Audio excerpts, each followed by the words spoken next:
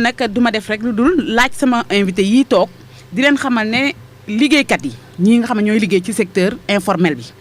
dañuy jànkonteel ay jafe-jafe yu metti ngir waxtaan ak seen autorité locale yi mbala sax seen autorité muy gouvernementale yi ñi nga xamante ne tey jii ñoom la yàlla teg ci bopp nguur gi jot ci ñoom day metti loolu nag nekk na ab réalité fii ci réew mi def naa loolu bari nañu ko fii joytu fii ci plateau bi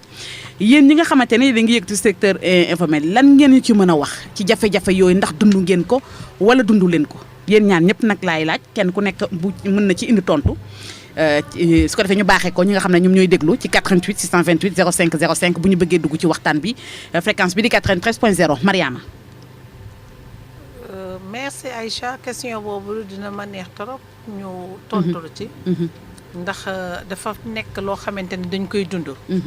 nit sooy wax te yàlla rek tax da ngay wax li nga xamante ne c'est dans un cadre général. waaye du man bokkuma ci. du waxu gor. naam bu ma ko dundulee am na ñu koy dund te am na lu ma ci dund lu baree bari. ñun le secteur informel li ñu mës di jooy mooy secteur la boo xamante ne liñ ciy dund suñ ko doon wax fii ba suba sax du jeex. du jeex ndax naam dañu ñuy wax ne ñun sunu njàng soriwul li ñu yàlla wërsëgale ñun nangu ko te da ci daan sunu doole di assumer les mêmes responsabilités que les fonctionnaires ñun. xam nañu ñun ñooy kan xam nañu suñu bopp waaye est-ce que ñi ñu ko séqal wala ñu féete ñu kaw te yàlla dénk leen pouvoir yi ci dëkk bi xam nañu ñun ñooy kan may wax ne am nañu ko xam gaa ndax dañuy wax ne le secteur informel li mu représenté ci population au niveau mondial mat na presque 85% ci li ñuy wax ci xayma te neexul a dindi ndax li tax neexul a dindi seete ko ci Sénégal gii ñu nekk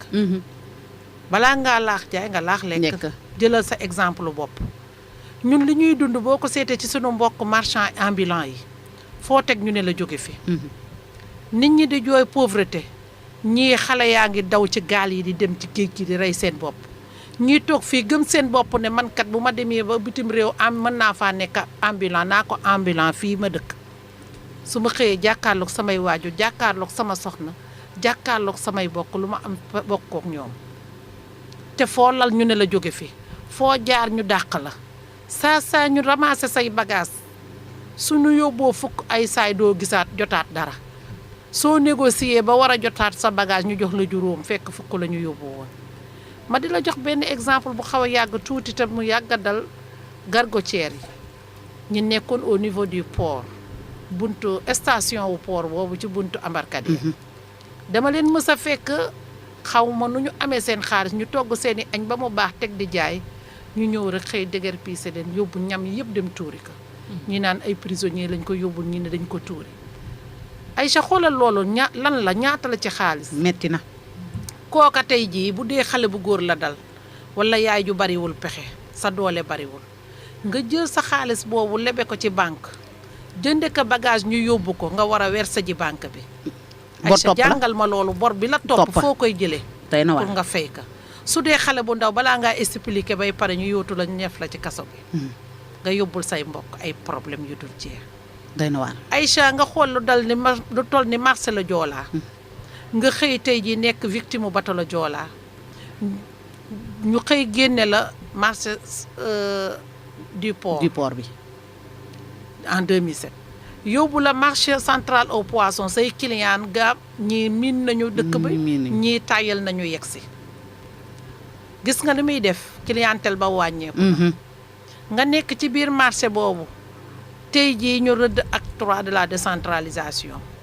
ñu yëkkati marché boobu jox ko beneen commune boo xamante ne tonni lu la mbalit tonni lu la ndox ngeen nekk ci ay jafe-jafe nga nekk ak moom ci ay jafe-jafe fu mu toll nag di bàkku ne marché bi ci man la bokk te ñun ñi fa nekk comme actrice di fa liggéey mënuñu koo nangu ndax yore lu ñu benn charge pour war a mën a ñëw jël collecte te jotu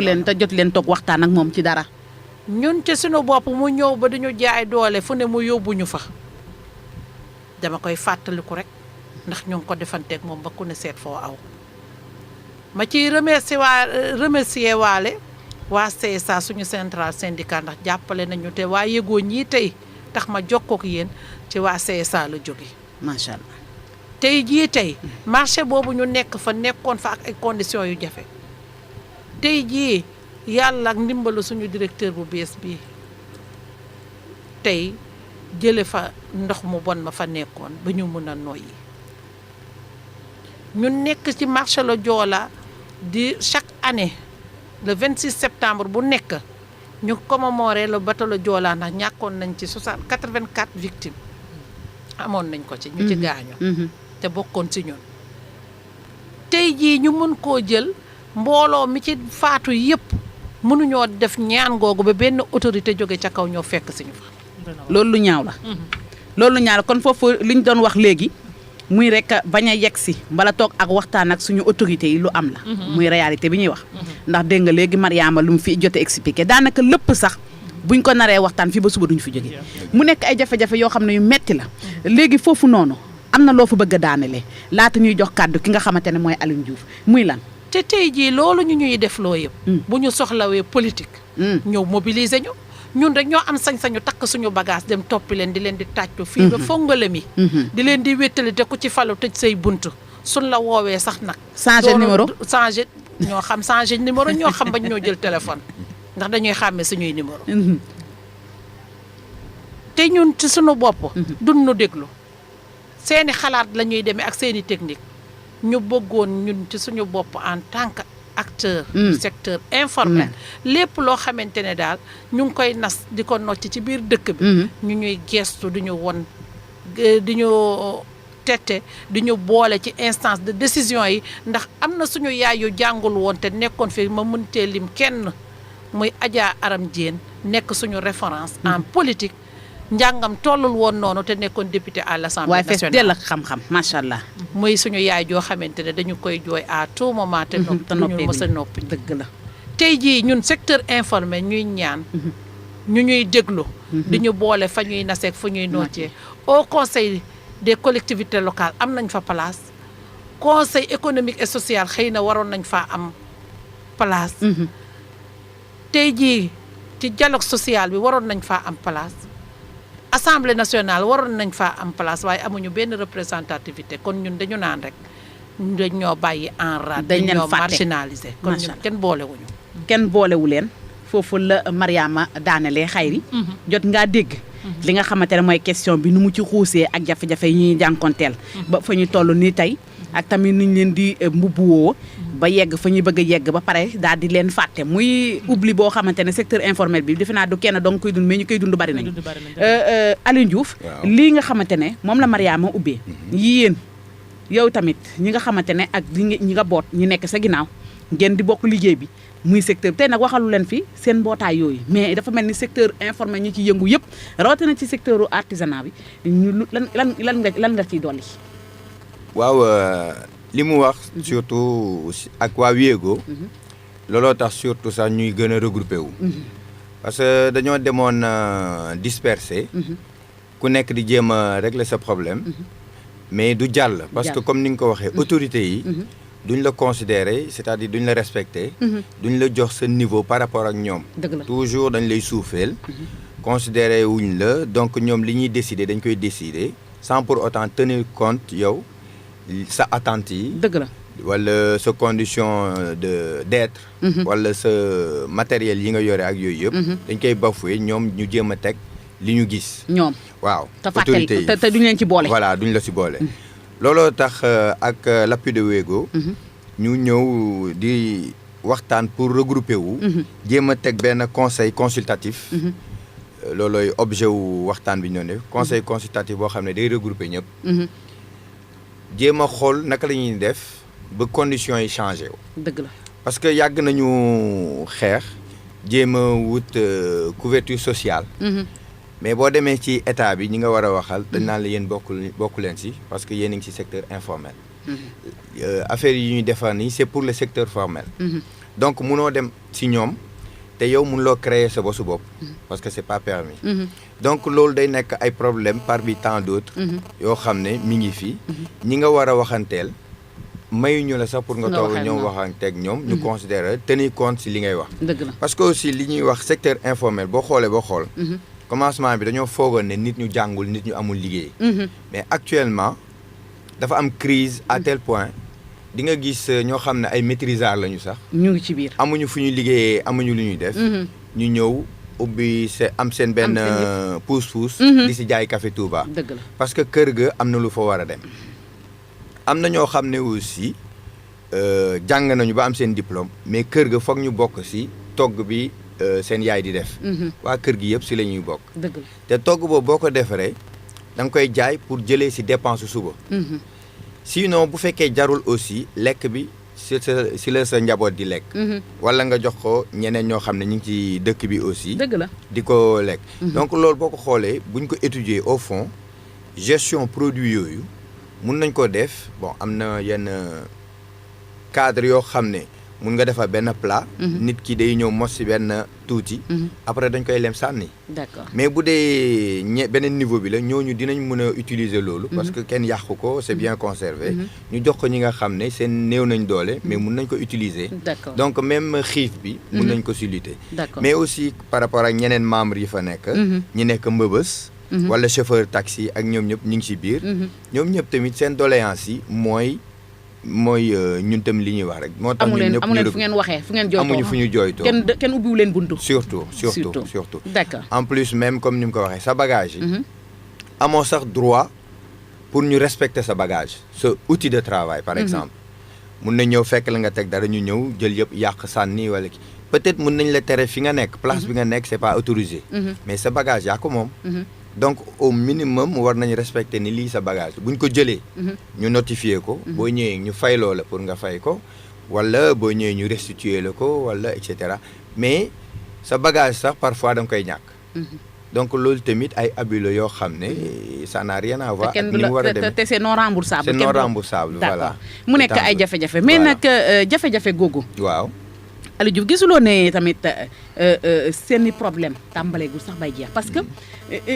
secteur informel bi pour ñu booloo nekk benn syndicat bu unique pour ngeen jàmmaarloo ak autorités yi wane ne yéen tamit am ngeen fii kàddu ci réew mi ay citoyen loolu tamit dana jafe ci yéen parce que li leen boole li leen dajale uute na leen dajale bari na parce que tamit lu metti lay doon pour dajale syndicat yi dañ ngeen tasaaroo comme ni nga ko waxee. dëgg la est-ce que du ñàkk tasaaroo googu tey jii moo leen jural jafe-jafe gi yëpp est-ce que laajul léegi nag ngeen taxaw jéem a seet bul xool kii recycleur la mbala kii na mais yéen ñëpp ak 120 code de métier yëpp ak gargotière yeeg yooyu ñi nga xamante ne ay dañ leen reconnaître rek ay reconnaissance lañ leen defal mais mënuñu leen boole ci code de métier yi mais mënuñoo boole yéen fédéré wu nekk benn syndicat saa su ne dama koy jooytu ak ki nga xamante ne moom mooy xayri tam mu ngi ci biir parce que moom itamit artisan la moom salon de coiffure la yore ngeen fédéré wu nekk benn pour mën a layal seen bopp ngeen syndicat boobu ñëpp bootu mu nekk national nag national lay doon loo xamante ne yéen ñëpp yéenay xàccandoo dóorandoo ngir rek problème bi fu ngeen wax ñu xam ne yéen a wax ñu déglu leen. waaw dëgg la mooy li ngay wax mooy objet wu d'ailleurs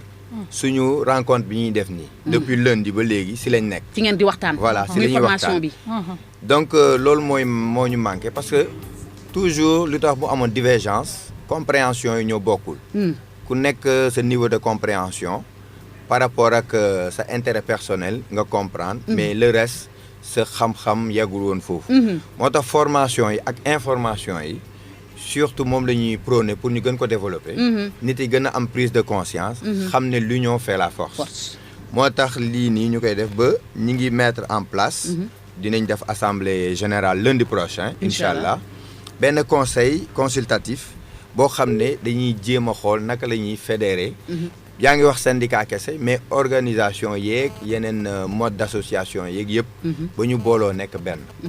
léegi bu ñu boolooy nekk benn tënk ay convention ay demande ay lépp loo xam ne mun na permettre ñu am ay bases yu solides ay dossiers yu valables yoo xam ne mun nañ ko présenter autorités yi ñu def ko comme ça c'est sûr que bu ñu nekkee mbooloo lu ñu laaj dinañ ko mën a am bu boobaa. macha allah Mariama dafa am loo ci yokk ci lii nga xamante ne Aliou Diouf jot na ko wax muy booloo bi nga xamante ne xaw na jafe ci seeni biir tasaaroo googu tey jii jural leen jafe-jafe gii yëpp ndax état sax loolu lay gën di bëgg surtout ñu tasaaroo pour mu bañ a wax ne da yéen a dajaloowul moo tax mënu wax ak yéen wala mënu ma leen jàppale. Xayri su fekkee da nga am looy laaj après. Aïcha li ma ci bëgg a dolli loolu moo ñu gënoon a tardeel waaye ak waa yéegoo ñi yaakaar naa ne seen formation yi ñu ñuy defal suñ ci sukkandikoo dinañu am atteindre objectif yi ñu soxla parce que moo wund formation yi li ko sabab fi nga question bi nga posé moo ko sabab ndax bu njëkk dañ doon xool ne ñii daal mbooloo lañu rek guy wax te amuñu ay reconnaissance juridique léegi tey ci foofu ñu taxaw tey li ko Aliou waxee sama naataangoo bi conseil consultatif bi ñu war a def niñ ko war a organiser ci atelier yooyu la ñu tolloon bi ñuy indi fii léegi ma am yaakaar ne bu njëkk soo gisaan daawuñu am impact bi ñu soxla dañuy organiser wu ñi ci bari ñi nga xam ne ñooñu ëpp pexe ëpp ñu doole bëgguma wax ci seeni wax mais junj doy na boroomi xel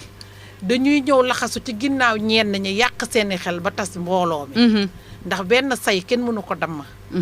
bu ñu defee par benn ñiy aw ci pàcc yi ñiy aw fële nag ñu mën a am ci ñun sañ-sañu jaxasenu mais fi mu ne nii ak partenaire au développement yi ñu am surtout yéegoo yaakaar naa ne bu ñu fédéré soit en association wala en syndicat ñun ñoo xam ndax kuréel yi bare na te ñii ay syndicat la ñii syndiqué wuñu suñu dajalee suñuy force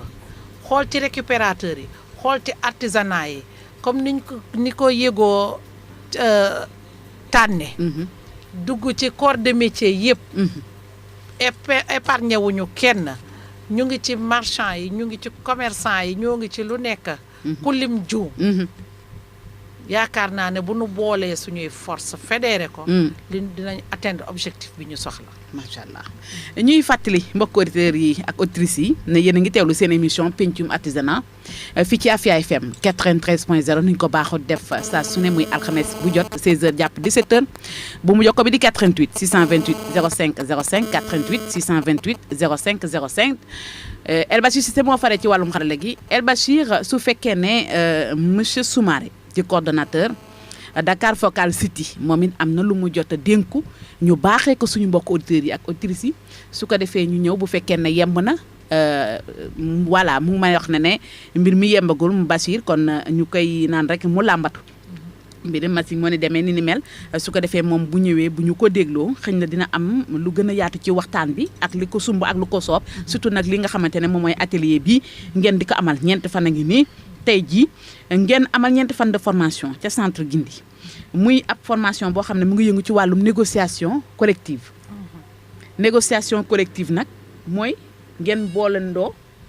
mooy li ñuy wax ni ñuy négocier parce que ñu bari xamuñu woon ni ñuy négocier loolu jural na leen ay jafe-jafe négocier boobu waaw mu mel ne am na ku nekk ci ligne bi waaw allo allo allo allo allo salaamaaleykum. maaleykum salaam. waaw Talibé Moussa Traoré la. Talibé Moussa Traoré. waaw. waaw. moom artisanat la. ah waaw secteur artisanat bi waaw moom la ñuy def de. waaw menuisier métallique la moom. ah menuisier métallique nga. waaw. waaw acca ñu waxtaan da nga bëggoon waxtaan ak invité yi. waaw waxtaan wi am na solo de maa ngi lay teewlu nag. di leen bàyyi xel. jërëjëf. li ñu développé am na solo. dëgg yàlla alxames bu ne dem lay suivre nag. dëgg la. waaw di leen bàyyi xel dëgg yàlla. jërëjëf am na solo daal. amiin waa kay ñu ngi lay ñaanal xam naa ci secteur bi nga nekk yow naka nga dundee secteur bi nga nekk yow it. allo. waaw fan dagg na ñu ngi koy jaajëfal bu baax a baax. yëg bi rek am na solo dégg nga Xayri li mu wax saa su ne mu ngi topp émission bi te luñ fi jot a départ débattre nii dafa mel ni lu ko soxal la parce que ñoom ñëpp ñoo ciy gis seen bopp parce que ñoom ñëpp ñoo ciy gis seen bopp gis nga mécanicien bi moom it lii la yëg ndax tamit ñoom it tasaaroo bu ñu tasaaroo ci seen biir moo waral tamit fu ne ruq bu ne kenn def fa garage tey jii ba léeg-léeg ñun yàgg fenn bay ko defar ñu jékki-jékki ne leen jóg leen fi Jóg leen fi, te buñ dëgg fi la. jógee tamit lu bëri xam nga oto lu ko yëkkati lu jafe la Dëgg la. moo tax suñu mbokk mécanicien yëpp nag ñu ngi leen di xalaat ñoom tamit saa su nekk ak menuisier yi tamit wax dëgg ci yàlla macha allah ñu ngi ci ay jafe-jafe ñoom tamit ñu ngi leen di xalaat tapissier yi carreleur yi ñi nga xam ne ñooy électricien yi ñoom ñëpp tamit ñu ngi leen di xalaat bu baax a baax muy ay liggéey yoo xam ne à haut risque la ba tax na Aline Diouf maa ngi doon wax ci formation bi nga xamante ne yéen ko am muy négociation collective jafe-jafe négocier ba mooy comme tey jii ñu yëngu ci secteur informel tey bu ñu toogee ak autorité ngir wax ak moom ba convaincre rek partenaire dafay jafe parce que xamuñu fu ñu koy jaaree ñoom dañu yaakaar ne bu ñu ñëwee rek dañu war a ne lii laa bëgg te lii nga may defal nguur dafa am nu ñuy waxee ak moom autorité locale dafa am nu ñuy waxee ak moom partenaire dafa am nu ñuy waxee ak ñoom tey jii ñuy di leen former di leen tàggat ci boobule thème lan ngeen ci lan ngeen ci jàngataat doo xamante ne tey jii am na beneen taxawaay boo xam ne war ngeen ko mën a taxawee su ngeen jógee ci formation bi waaw. jërëjëf Aïcha formation bi yaakaar naa ne lu am solo la ndax ku laa naam ni fa nun dañu tàmm fëgg dënn ci dëkk bi laa bokk ci réew mi laa bokk par force ma bokk àddina nag du noonu ndax lu nekk rek dafa am foo koy jaaree nu duñu tàggat nag ci yar ak teggin d'abord ndax yar ak teggin mooy tax buntu boo fëgg ñu ubbil la pour ñu dalal la ci sa comportement lañ lay dalale loolu muy lu am solo waaye yëgoo ñu leen ciy remercier waat bu baax a baax wéegoo waaye yëgoo seeni recommandation surtout sur les négociations muy loo xamante ne njàng mu dugg suñu xol la ndax daf ñu fekk ñu di ko dund nit lu mu dundul doo ko ci mënti tàggat rek du ko inspiré mais ñun def ñu fekk ñu dund ko muy ay jafe-jafe ci suñu secteur parce que jiite ñu nag dafa jafeñ waaw jafe na de kenn du nangu sa morom jiite la ba tax na ku ñu war a déglu sax ne ñii de déggoowuñu jaruñu sax déglu nanguwuñu ku leen jiite dëgg la waaye léegi yaakaar naa ne bu nu jógee ci formation bi kenn ku si nekk di nga xam sa àq ak sa yelleef ak la di manqué nga xamit li la manqué woon di nga xamit li la war ndax balaa ngay laaj liñ la warloo il faut que yow itam nga def li la war te li la war ci tënk xëy na Aliou dina ko détaillé waaye li ñu war daf ñu manqué woon amuñu woon compétence yi amuñu woon xam-xam boobu ak waay wéegoo am naa yaakaar ne buñ fi jógee dinañu yombalal suñu conseil consultatif te buñ ca jógee dinañu yombalal suñuy négociation parce que nag lépp duma ko wax ci rajo bi ñu xam suñuy lañ waaw baax na daal dégg naa man nag loolu moo man xaw a neex ci ñuy yëngu ci secteur informel xayri dëgg la muy dafa am toujours loo xamante ne ñoom duñ ko fësal ca kaw waaw dañuy wax lii xaw làqalee mais li ñuy làqale nag moo gën a am xorom ca la ñuy wax léeg-léeg nag moom boo waxee ñu naan fa mu jotee wax fa lañ koy waxee waaye di ngeen mës a jàkkaar di ngeen ko mës a wax Aliou Diouf ma déglu léegi Mariama ci li mu tontu ci question boobu formation bi nga xamante ne waa Dakar Focal City boot yi nga xamante ne mooy réseau boobu nag muy waa Wego tey jii ñu ñëw te Sénégal rek defe naa muy Dakar bi ñuy fusité mu nekk pays francophone mais ñoom presque pays anglophone yëpp ñu nga fa mais Sénégal bi ñu loolu bi ñu tànn surtout nag Dakar gën leen ñor nag muy point focal bokk ci nag 6 villes yi nga xamante ne mu ngi ci monde bi Wego daal di fay teg bëtam tey jii yéen ngeen ñor ko muy formation bii mu leen di amal nii ko Mariama waxee rek bëgg naa rek nga wax ma njàngat yi ak ban position yéen ngeen di am su ngeen delluwaatee ci seen i base su bala organisation bi parce que am na lu bari leen manqué woon dafa mel ni am na lu ngeen jot a jàng ci formation bi muy tàggat bi nga xamante ne waa Wego Dakar Focal City ñu ngi koy def ak yéen waaw ñeenti fan a ngi nii nag bëgg naa lépp leer waaw dëgg la ndax am na ñu leen di déglu amuñu moo naan pas pour toog tey jii fi ngeen toog yéen leen fa toogal ñu leen di déglu ci 93.0 muy rajo Afia FM ci émission pencum artisanat voilà donc comme ni nga ko waxee loolu sax moo njëkk a indi jokkalante bi waxtaan bi ak formation bi parce que nit ki aussi dafa am loo xam ne da nga koy bëgg léegi boo ko bëggee tase koo xam ne moo ko yore kooku tamit am xolu indil la ko loolu day yomb léegi loolu nag moo doon suñu motivation parce que dafa di loo xam ne ñun dañ ko soxla li ñu soxla nag dem fekk waa Wego nekk fi gis ne lii soxla nañ ko ñu ñëw di ñu ko jox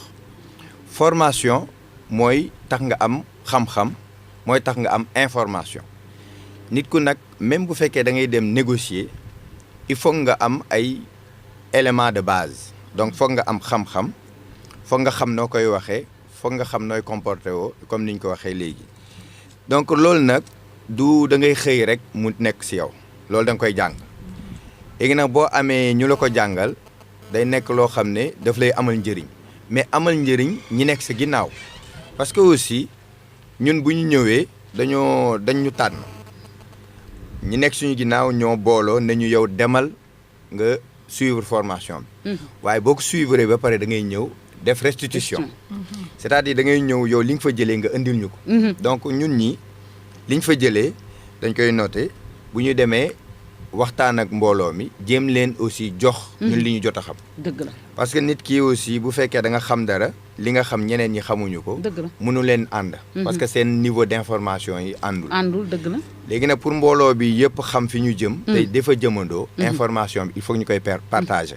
formation yi aussi mënuñu jëlandoo ñëpp dëgg la mais ñu jël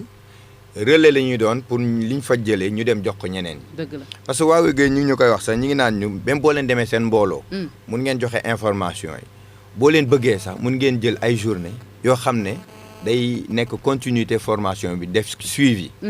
même ñi nekkoon foofu di former mun nañ ñëw ànd ak sa organisation gën leen yokkal ay xam-xam wala formation ak méthode yi donc loolu yëpp day nekk loo xam ne ñun suñu warugar la pour ñu def ko te loolu moo manqué secteur informel bi xam organiser wu pour mën a booloo mën a am li ñu bëgg donc formation yi c'est obligatoire technique de négociation nag nit ki bu la ko jàngalee mooy base bi parce que ci àdduna guerre bi fi gën a metti ci négociation la mujjee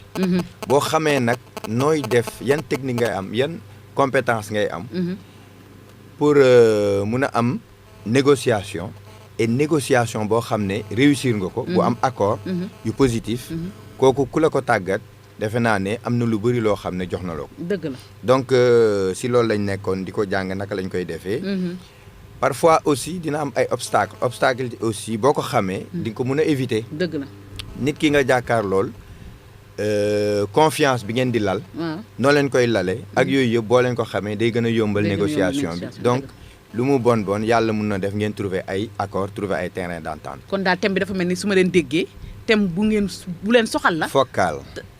thème focal boo xam ne day nekk point de départ parce que nit ki aussi boo xamulee nooy demee premier pas bi sax xëy na da nga koy faussé donc lii dafa nekk loo xam ne mooy premier pas boo xam ne secteur informel bi war nañ ko maîtriser nga xam ne après fépp fu ñuy dem dinañ ko xam parce que négociation boo ko gérer rek di nga mun a am solution si yu bëri. macha allah di fàttali mbokk auditeurs yi ne yéen ngi teewlu seen émission pencum artisanat fii ci rajo Afia FM 93.0 bu mu jokko bi di 88 628 05 05 88 628 05 05 sama mbokk artisan yi nag ñoom déglu moo leen di ëppal solo ci dugub mais bëgg naa tam ñuy dugg dama bëgg ngeen di dugg bu ngeen duggee waxtaan ak ñii weccantey xalaat comme ni ko taalibe ki nga xamante ne moom mooy Moussa Traoré wax na ko fi léegi ni dañuy def noonu dama bëgg toujours ñoom nañuy wane seen bopp nit ñi dégg leen xam ne ñu ngi leen di bàyyi xel ci kaw loolu nag El Bachir bu fekkee ne rek élément bi mu ngi en place ñu déglu tuuti rek coordonnateur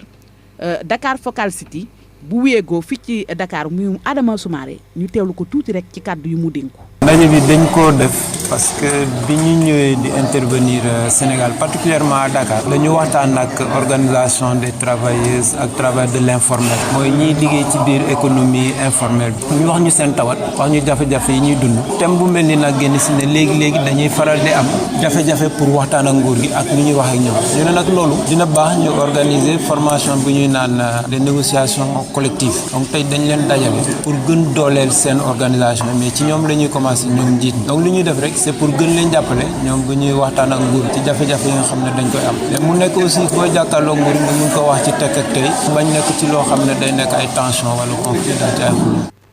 dégg nga loolu kon moom lu mu leen li ñu leen dajalee foofu mooy li Mariama doon wax léegi da ngeen ñoom ñiy yëg ci secteur informel bi ni ñuy waxee dënn lañ koy waxee. dëgg la.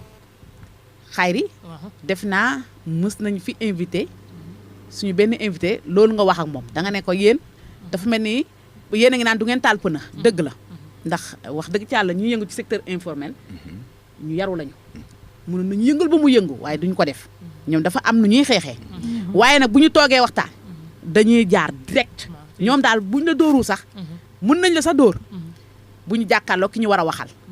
waaye du ñu génn it am benn exemple bu ñu ndax boo waxee dañ naa dañuy sóor xale yi nekk suñu gannaaw référence lañu ay professeur lañu ndax kañu dàqee ci école boo ñëwee ñoo lay tàggat mu nekk loo xam ne yaa ngi ko doon appuyer saa su ne nga ne wax dënn bi nañu koy bàyyi loolu bokk na ci sa wax ji nga doon wax te dégg nga formation boobu loolu moo ko tax a jëm muy lépp lu ñuy def mën nañ ko def ci daal